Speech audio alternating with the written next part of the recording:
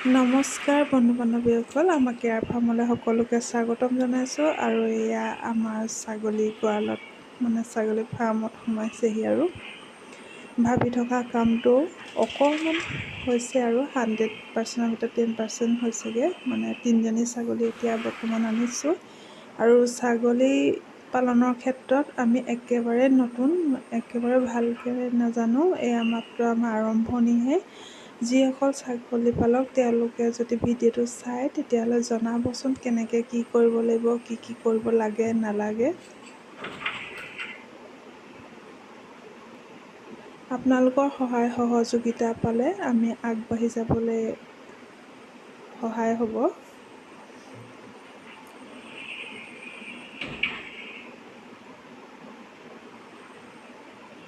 এইজনী মাক আৰু এই মাকৰ পোৱালি লগত আহিছে, লগতে ইজনী ছাগলী বেলেগ। আৰু ইহঁতি একেবাৰে নেপিয়া ঘাঁহ খাই পোৱাই নাছিলে। এইবাৰ প্ৰথম সিহঁতি নেপিয়াৰ ঘাঁহ খাইছে আৰু ধুনীয়াকৈ খাইছে। কিন্তু প্ৰথম পাইছে, আৰম্ভণি হৈছে তথাপিতো খাইছে।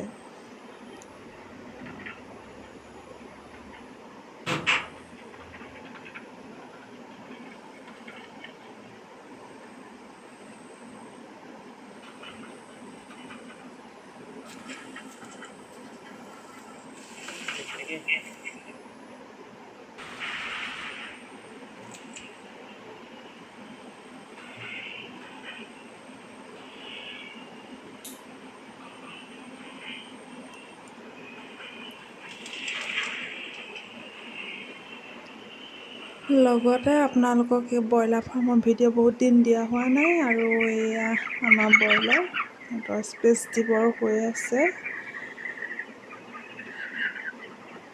এইবাৰ প্ৰায় 4,480টা 4,500 ব্ৰইলাৰ পোৱালি আহিছিলে ফাৰ্মলৈ।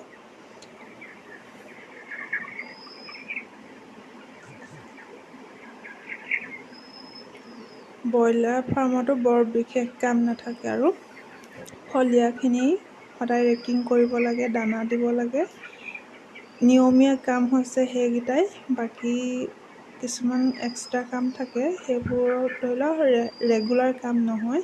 কিন্তু যিটো ৰেগুলাৰ কাম সেইটো হৈছে ব্ৰইলাৰ ৰেকিং কৰা আৰু দানা দিয়া, লগতে পানী বাতি চাফ কৰাটো। তেতিয়াহ'লে আজিলৈ ভিডিঅ'টো ইমানতে সামৰণি মাৰিছোঁ। ধন্যবাদ।